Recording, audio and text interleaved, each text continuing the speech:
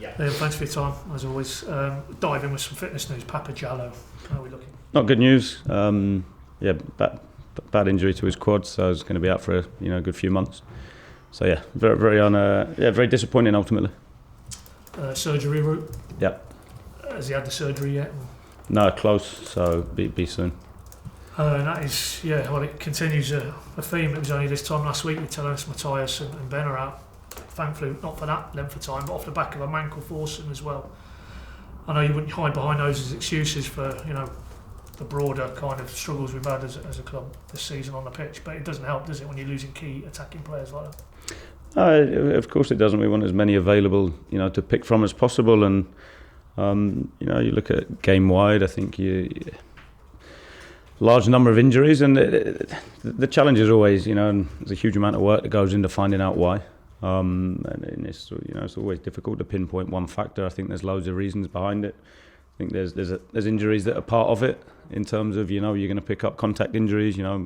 Matthias, a freak landing, and then there's obviously other bits where we have to look in-house to make sure that we better at the programme we run and understand why. And like I said, there's bits going in behind the scenes where we have to be better. So, I'm not going to put words in your mouth there. Are you sort of looking at that in terms of Papa's injury then? That maybe his load game to game? What are you going to ask? Yeah, no, I don't. It wasn't a loading issue, I don't think, with Papa when you look at it. And again, I think it's really important. It's on everybody. We all have to look at what we deliver and why. And again, when you look at Papa, he's obviously new to the league, but I think in terms of the load going into it wasn't an issue at all. There was no flags, no issues with it, and yeah, unfortunately, it was too much for him. And just for the lad himself, as much as for you and your coaching staff, there was a player who had just shown, coming into a new league and the adaptation process, but he had shown already that he could offer something in the final third of the pitch. Yeah, I've been really pleased with how he'd adapted and settled into life here. I thought he'd shown some really exciting moments, and he's writing him off completely. He'll get back, and I think it's an opportunity now where we can increase the work off the pitch. His English is adapting here, is still learning the game, etc. And he's someone that it's an opportunity. He can come back bigger and stronger from it. So hugely disappointing to lose him, but someone that we've got for a period of time that we'll make sure that we get bagoing right. You might not be. I say, when you say months, are you in your own mind not thinking any time this side of 2025? I'd have to, it's going to be a considerable amount of time, to be fair. And I'm always conscious of putting exact dates and time frames on it, because ultimately you have to work off how they respond. But yeah, you're talking 3-4 months. Moving on from Papa then, Kenny McLean, how's he looking for this week in terms of contention? Yeah, he's progressing. He's getting better. I think Kenny's so experienced, knows his body so well that we have to work off of how he feels a little bit as well. So there's a possibility for the weekend, but we have to see how he responds in the next few days. Ultimately, he's been sore at the start of the week, but there's a possibility for the weekend. Is he still, like you mapped out this time last week? Is he not able to do all the sessions at the moment? You're just trying to sort of phase him back into top level intensity. Yeah, he's not done much this week, to be honest. I think it's one of those we've tried to let it settle, treatment, medication, and then working off how he feels. And it's one of those. He's, like I said, he's such an experienced pro. He knows his body so well that it's a daily thing to have a chat with him, see how he feels before reintegrating him. Chacha, on Mahova, I know you said in an ideal world you'd like to maybe point him at some 21s minutes, but given the issues you've got that side of the squad as well, is he coming into your thoughts now maybe for Stoke? Is that still a little bit too premature? He's definitely a lot closer. I think he's definitely a lot closer. He's trained the last few days as well, so he's looking good. I think it's one of those where there's the ideal world and the ideal plan, but there's also the fact that we are a little bit lighter on bodies, and he's been really impressive in training as well. So again, I think it's see how he responds. He's obviously had a few really good days training, and we'll see how he responds. And there's a possibility for the weekend. Other than obviously the ones we're aware of, anything else? I know 2 or 3 days out yet in terms of fitness issues that you're monitoring for Stoke? No, I don't think so. I think as was. Clearly, we're down here to discuss Stoke, but off the back of his first chance, which I had to speak to you since the Wrexham game or post-match Wrexham. I mean, you were very honest, very candid post-match. You said you felt a little bit let down, and implicit in what you were saying was that it's time to deliver now. I mean, is that very much now since that point been the tone with the messages you've delivered to the players here behind closed doors? Yeah, I think it's that. I think I'm not going to sit here and come up with more words and reasons. We know we have to be better. We know the weekend wasn't acceptable, and look, a great group of lads. I think in terms of, and I see them every day, the work they put in, how they apply themselves in training. I think I'd say that the disappointment probably came from the weekend, was that it was the behaviour side more than anything. And that ultimately is what got us a point at Coventry: the willingness to run, the willingness to defend the box, leaving it all out there. And again, that was the bit from the weekend that, as a collective, me, the lads, that wasn't good enough. So we have to accept that. We have to own it. We can't hide from that. No excuse, no finger pointing. We have to look in-house first and understand we have to be a lot better. And it's, like I said, it's something that we had a chat with on Monday, and the response in training has been excellent. And then we have to take that into the game at the weekend, that bravery, that confidence, that intensity, the aggression, the purpose, all the behaviour stuff, and that has to be has to be there in every single game, every single time we step on the pitch and represent the club. You say there, you've had the response you were looking for in terms of on the training pitches, but I'm sure you would have wanted to hear from the players as well. Were you happy with what you got back from them in terms of what they felt had gone wrong on last Saturday? Yeah, players are really honest. I think that's the biggest bit, and it's, like I said, we're out of state. We keep talking about it, and you'd love to come in and the season starts, and it's a nice smooth trajectory to where we want to get to as a group. But I've been here before. I understand it doesn't always look like that. There's bumps along the way. There's, I know there'll be some good moments. There'll be some challenging moments. It's that a little bit in the minute where we have to. That's what gels you. That's what sticks. You pull together on those moments, and we'll come out the other side stronger for it if we're honest. If we accept that. And take responsibility, and I think that's the biggest bit. No one can hide. We have to be braver. We have to step up. When at home pressure cranks up a little bit, we have to step up and relish that and not fear it. And I think that's really important. I was going to ask you about that, and you've touched on it again. That you have parallels maybe in your other senior coaching roles. Is there anything actually comparable to some of the challenges you've faced here so far? Would you say? Yeah, elements to it. I think anytime you step in with a new group, they're different. So again, I think there's bits that we have to adapt to them and find out about, and there's bits that we, like I said, the behaviour stuff that are non-negotiable with any group that I work with is that, how we work, how we apply ourselves. And of course, I think in terms of when you're developing a group, for me, I want to develop a group that sustains success over a period of time. And like I said, I think you have to go through some challenging experiences. And I know, having seen the level that the group can produce, the work ethic behind the scenes, I think the way we'll go about developing relationships and trust, and looking at a performance at the weekend, going, that's not us, that's not good enough. That's an experience that we can use going forward to know what we don't want to look like, and they're the bits that for me allow us to progress and get better and evolve over time. When you said, and clearly with Papa's news, you're going to have to make at least one enforced change, but you said there would be changes off the back of Wrexham.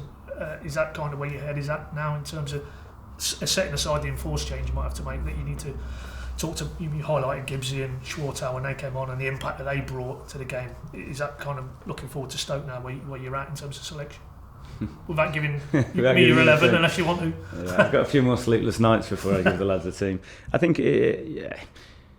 it's one of the hardest part of the job. I know I've said to you before, is around the team selection, and it is that, especially with some younger lads. There's elements where you have to play people through tough periods, but there's also a time frame where you then have to take people out and create accountability that way. So I haven't picked the team yet. I think in terms of it, we've had some solid days training. I think it's now a case of we've done our work on Stoke, but making that decision, I think it's really important sometimes not to chase change or too much change. I think you can then break up certain bits that need a little bit of time to progress and get better. But at the same point, that's the bit I want the lads to step up and grab it and own it and relish it. I think that's the biggest bit. We're fortunate to do what we do, and the second that the game starts on Saturday, whoever's on the pitch or whatever subs come on, show intent, show purpose, show energy, show positivity. No matter what the scoreline or how the game's going. I was going to, prior to obviously the news that you've delivered about Papa today, I was going to ask you about Antti Cernach, and because he was quite candid, he did a bit with Sam over the international break and said, look, he needs to be better. He knows he needs to deliver a bit more.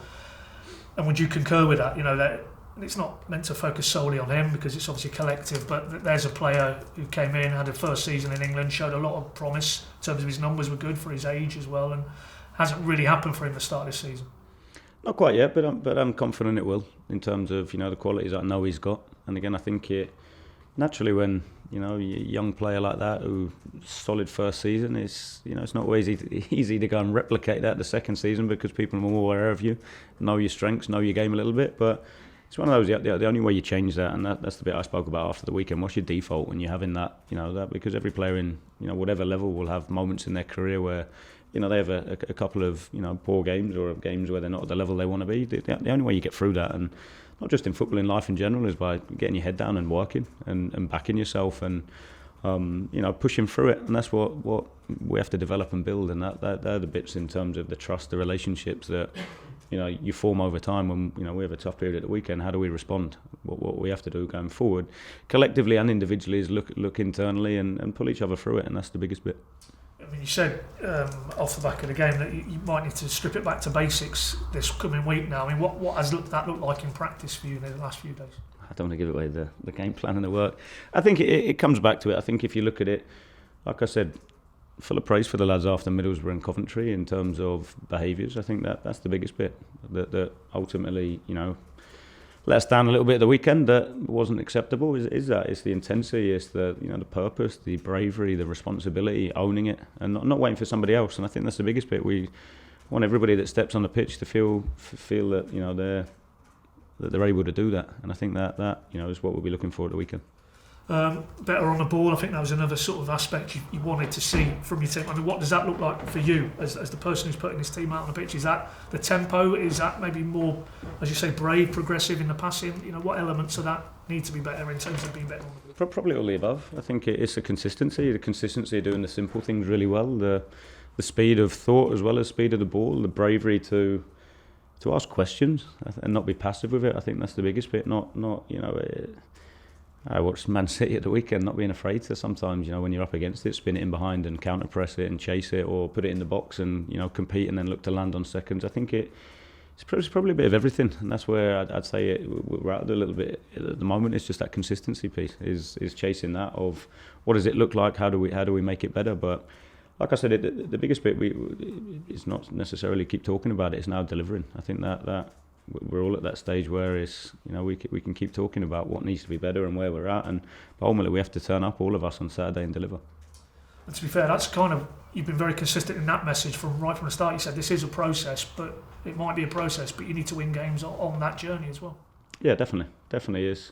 We've got a long way to go to get where we want to as a group, but along that way you have to keep chipping away at it, and you have to keep, there has to be elements within the performance that show you're progressing and getting better. And that was probably the frustration from everybody at the weekend, which is the bit that, like I said, I get to see the lads. I know the level they can hit. For me, it's now making sure we find that more consistently in what we know is such a difficult division. So I want to move on now from Saturday. I want to take the learning from it, but I want us to step on and go and give absolutely everything. Go and leave it all out there, and the outcome will be the outcome. I think it's more a case of whatever it be, let's make sure we leave everything on the pitch and leave no stone unturned, and have no regrets in everything that we do on Saturday.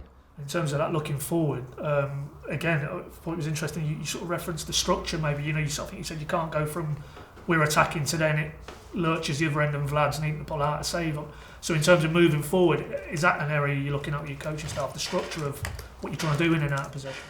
Yeah, and that's underpinned by focus. I think you can have the structure, but if people are outside the game watching in and not quite switched on, then you don't get to structure. And I think that's the bit. It's making sure that you stay focused, and that's what pressure, emotion can stop you doing that. I think in terms of you get caught up in it rather than actually focusing on doing your job and what you need to do. So they're bits that we've looked at this week. They're bits that we will continually get better as we get success, and look at it, we analyse it and make sure that we have to work hard to improve it. I mean, he's clearly proven himself to be a very good shot stopper, but is there any part of you're a bit concerned the amount of good chances you're giving up in terms of that structural focus? Yeah, we've given up too many chances, definitely, and it's then how do you stop it, and they're the bits that we're looking at all the time, definitely. Moving on to Stoke, Mark Robins, it feels to me, maybe on the outside looking in, there's a few similarities. He had a difficult period when he went in there back end of last season, and albeit still early, but it looks like he's had a good start to the season, and that's the process that you talk about. Yeah, and I remember we played them quite early on when Mark joined there last season, and similar, they had a tough period, and that's what with Mark is that he'll stay quite level, he'll stay quite calm, he'll get the group working, he'll get them organised, and that's similarities of what we've got to do right now. They're in a decent spot, but it's when we should be desperate to go out there and respond off the back of last weekend. We should be desperate to go and pull the shirt on and try and correct it, try and put everything right, and try and go and deliver a really strong performance. And just on Mark Robins, I mean, as a younger coach making your way, and you've been at this level now for a few seasons, but there's a guy who has got a real body of coaching work at this level, and as we know, when you were asked about Phil Parkinson last week, that longevity in the game underlines what a very good coach he is at this level. Yeah, incredible what he did at Coventry. Incredible, when you look at not just the on pitch, but also some of the stuff he had to deal with off pitch. Sorry, incredible what he did there, and I don't need to sit here and talk about how good a career he's had and how good a record he's got. That speaks for itself. Everyone can see that. So someone I have a huge amount of respect for. And just final point, as much as clearly off the back of what happened at Carrow Road last weekend, there's a desire to put that right, but you're going away from home again. In the last 3 games, 7 points from 9. There's a good foundation there in terms of away from home in this league to build on. Yeah, and we have to use that. We have to take the positives from the previous, performances, results away from home, and go, and like I keep saying, go and own our own performance. Forget everything around it and outside it. We have to hold ourselves to account to what level we want to hit, and that's that'll be a big bit for the weekend. Cheers, Liam. Good luck. Cheers, Eddie. Thank you. Andy, how do you think? Hi, Liam. Just going back to Pat, but I know hindsight's a wonderful thing, of course it is, but do you regret not getting some extra bodies in that area in the summer? Maybe a lone winger, for example? Now, if you look at it, we've got plenty of bodies. We've just got too many that are unavailable. Ultimately, I think that, and also it wasn't a loading thing. Papa was actually playing on merit, and because he'd actually performed to a good level, I think he'd done really well. So, it's hugely disappointing to lose him. But again, I don't look at it as being a case as a result of not having enough bodies. Jovin McCarmer obviously scored his first goal. He's obviously very new to this level, but he has impressed, hasn't he? Do you think he is ready to start if needed to? Yeah, I think I've been really impressed with the impact he's had when coming on. I've been impressed with how he's applied himself in training. Got into him a bit. He should have scored the header as well. I think it was a really good opportunity. But delighted for him, and he gives us something a little bit different in terms of the profile, how he plays. Great character around the changing room. He's adjusting really well to the club and what he's been asked to do, and I've been really impressed with him. So I think he's someone that's we should all be excited by. But ultimately it'll be a case of continue doing what he's doing, and when he gets the opportunity, which I'm sure he will at some point, grab it. Yeah. These injuries, they're not the stuffing out of the fans, of course they will, and the results have been a little bit inconsistent as well. Do you feel win at Stoke? How important is that just to lift the mood a little bit after what's been a really difficult week? I'd love to. Trust me, it'd make my life 10 times easier, right? I'm desperate to do well. I think that's the biggest bit. And the lads are as well. I don't think any of the lads go out and intentionally perform like they do at the weekend. I think what we have to do is create a platform where when they're up against it a little bit, what do they fall back on? Do they know? And that's the bit that comes down to, for me, what's your default setting, and it has to be you fight, you run, you compete, you do that side of it. And then you take responsibility and be brave and play forward with purpose. And they're the bits that we have to fall back on. So we know where we're at. We know we've got a lot of work to do. We're sticking together. I think that's the important bit. Like I said a little while ago, I'd love to have come in and it'd be a fantastic, nice, smooth trajectory. We're playing some fantastic football and winning every game. But I've also been in a position where I know that's not always the reality. And ultimately, what changes that is, like I said, is the behaviours, is sticking together, is not hiding from it, not just talking about it, is owning it, and then actually actioning it in game and taking responsibility. And that's the biggest bit. I'll 100% take responsibility for my part in it, as will the lads. And as a collective, is how we change it. I think that's the biggest bit. I was going to ask, have the lads taken responsibility? Like, have you seen people stepping up this week and kind of showing a bit of leadership going into definitely. There's been a few lads. I think seen it in the training pitch yesterday and today. There's definitely been lads stepping up and owning aspects of it. And that, like I said, the lads were super gutted about the weekend, as they should be, as I was as well, as I think was quite clear in my post-match. But the only thing that changes it, and that's why it's so important, you have to accept it. It wasn't good enough. You have to be honest with yourself. You then have to understand how do you change it, and that's by not carrying forward any negativity, any emotional hangover. You have to park it. You have to move on. You have to take the lesson from it and make sure that we rectify it at the weekend. And like I said, you want to move on, but can this Wrexham game Can it almost be a turning point? Can this be the launch of something special, do you think? If you use the experience right, and if you step up and own it, I think it can be, definitely. And like I said, I've been there before with it. I think it's something that we reflect on the experiences as well as just we jump to tactics and results. But I think it's also like the experience and the learning as a group. Like I said, I've happily defended aspects before. Middlesbrough, Coventry aspects of those games where we've not performed how we want, but the behaviours have been good, and that's the biggest bit. I think the bare minimum, like I've said before, that the fans should expect to see is a team turn up and give absolutely everything. And that's the bit that we have to make sure that we start with on Saturday. Brilliant. Thanks, Liam. Thank you. Thank you. Liam, can I just ask about Jeffrey Schlupp? Sort of where is he fitness-wise now? Yeah, he's been reintegrated into training this week, so he's another one. We've modified aspects. He's done certain bits, so we'll see how he is off the back of yesterday and today, two quite tough working days. So we'll see how he feels off the back of that, and we'll then make a decision. How would you weigh up in terms of starting? Because obviously he's not been out for too long, but he hasn't had too many minutes. So would it be too early for that, or? Yeah, and he's not had a huge amount of training either. So again, I think it possibly a little bit early for him.